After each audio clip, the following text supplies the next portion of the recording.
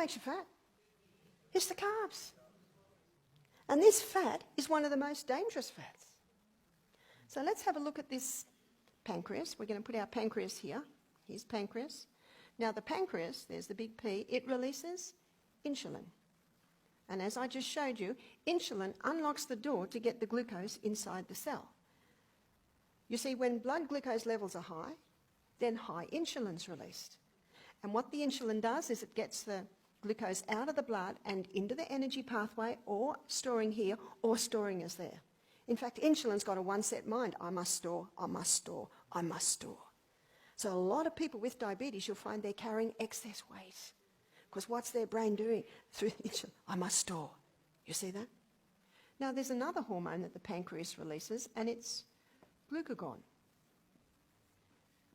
Now what insulin does, it gets the blood sugar level down, as I've just shown you. But if blood glucose levels go too low, glucagon's released and it gets blood sugar levels up. So can you see the pancreas releases these two main hormones that are designed to keep that blood sugar as it should be. But what's happening on this high carbohydrate diet? Huge amounts of glucose are being released, come to the cell, and something starts to develop. It's called insulin resistance. Have you heard of it? Basically, the cell wall says, I'm sick of the sight of you. I'm sick of the sight of you. So it starts to resist. It starts to resist. And the glucose is still in the blood. And the brain's going, oh dear, quick pancreas, more insulin, more insulin, more insulin. But what's the problem? It's not lack of insulin, it's actually insulin resistant. And so eventually the pancreas just says, I'm done with this. I've had enough. I'm worn out. So it's not long after insulin resistance that diabetes happens. Diabetes mellitus simply means sugar in the urine. Because if the glucose can't get into the blood, then it has to spill out into the urine. Can you see that? Do you know the first documented cases of diabetes mellitus was just before the Black Plague in London. And you know what this doctor discovered? That it was only his wealthy patients that it was happening to, because it's only the wealthy that could afford to eat sugar. You see, what sugar does, we've got a red tonight. Yeah, you're still royal, but we're red. So blood glucose levels go up dramatically, when these go in. You see, high glucose demands high insulin. So what happens is, because so much insulin's released, where's blood glucose levels going now? Too low. This is called hypoglycemia. And what does the person do down there? Oh, we'll have a candy, we'll have a Mars bar, we'll have a cup of coffee with 3 teaspoons of sugar. Will that get it up? Oh, yes. Oh, no, we're too high. Stop the glucagon, release the insulin. Oh, no, can you see what's happening here? Crisis, crisis, crisis, crisis. We had the CEO of one of the big sugar mills in Australia come and do our program. He told me there's 15 teaspoons of sugar in 1 can of Coke. Do you know how much sugar cane is required for 1 teaspoon? About 1 metre. Have you ever eaten sugar cane? How long does it take to get through 2 inches? How long would it take to get through 15 metres? In other words, a can of Coke should take you about the time to drink as it takes to eat 15 metres. You see where it's just overload. So over here we're going to put a list of some of the causes, and we're going to put refined sugar. And this is the pure crystallised acid that's extracted from the sugarcane plant. And there's a little book by William Dufty called Sugar Blues. Because what does sugar cause? The blues.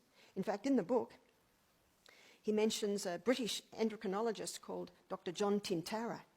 He's made the statement, scary statement, he said, no one should go on psychiatric medication until they've had a glucose tolerance test first. Is the fact they just can't handle the sugar and it's going too low? See, look at this. God gave us one hormone, insulin, to get those blood glucose levels down. But he actually gave us 6 to get it up again.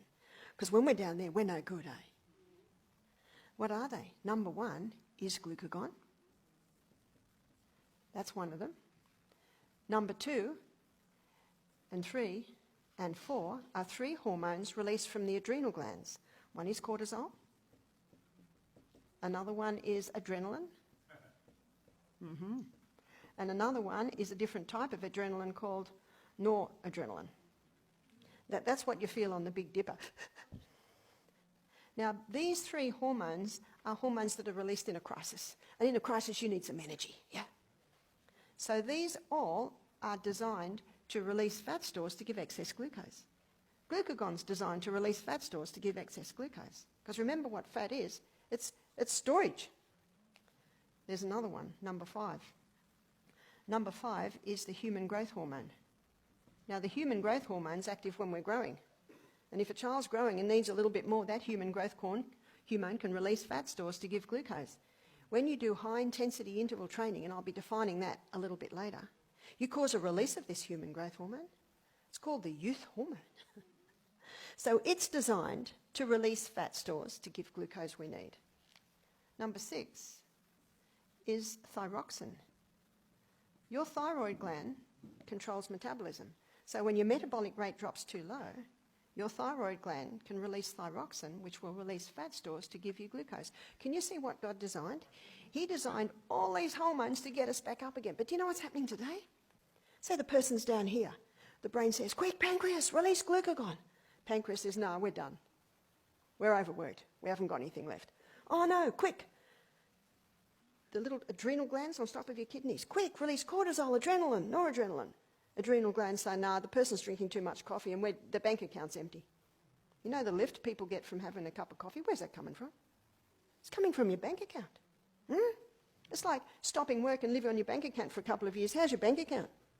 Gone. It's like this lady said to me, I was at a health retreat in America, and on the second day she said, oh, Barbara, I forgot to tell you I'm on speed. Oh, speed. Yep. Why are you on speed? I need energy. I don't have energy. Oh. And I have to tell you, I stopped yesterday because I thought I probably shouldn't be on it. Oh. She said, and I'm telling you right now, I've got no energy and I'm not happy about it. Oh. Right. I said, where do you think the energy's coming from? She said, the tablets. I said, if it was the tablets, they'd be jumping all around the table. Huh? You'd go into the chemist to buy them and you hang on, I'll just try and grab it here. It's jumping. Huh? I said, it's coming from your bank account. In fact, the energy it gave you yesterday was today's energy. No wonder you got none. Can you see that? Well, she said, I'm telling you right now, if I go back to work and I haven't got energy, I'm going back on them. Oh. All you can say is, I'm hearing you. Can't agree. I said, I said, you're 33. I imagine you'd like to settle down and have a baby in a few years.